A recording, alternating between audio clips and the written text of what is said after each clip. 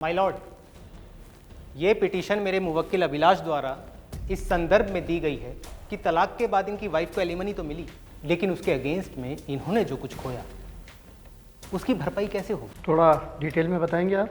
दरअसल जज साहब, बोलिए। जज साहब, एक शादी होती है जिसमें दो परिवार जुड़ते हैं, उनकी भावनाएं जुड़ती हैं। समाज को लगता है कि एक लड़की अपना घर छोड़कर दूसरे का घर बसाने जा रही है, लेकिन कुछ वक्त बीतता है और सदस्यों में अनबन होना शुरू हो जाता है।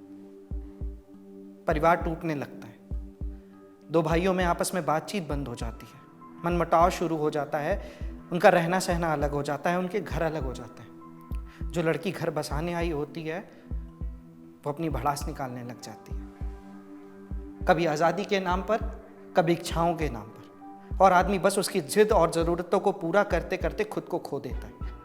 फिर एक दिन तलाक की मांग होती है जज साहब। घर में लड़ाई झगड़ा होता है, कलेश होता है, मानसिक तनाव होता है और बच्चों का बंटवारा होता है।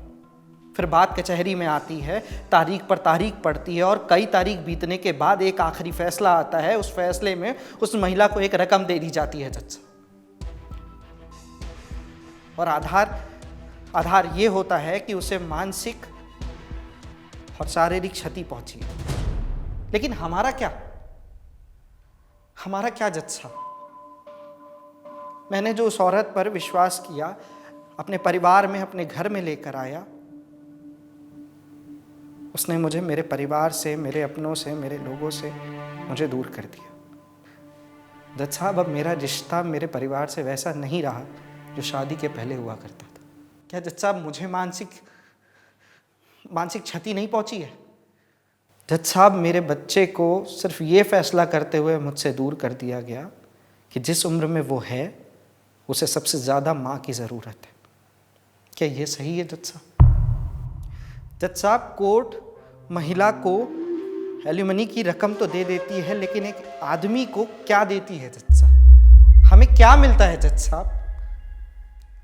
एक पुरुष को भी उतनी ही शारीरिक और मानसिक क्षति पहुंचती है जितनी एक महिला को। जज साहब, हम आपसे हाथ जोड़कर निवेदन करते हैं कि शादी के कानून में संशोधन करना चाहिए। आपके किसी भी फैसले के बाद किसी को भी ठगा हुआ महसूस नहीं होना चाहिए।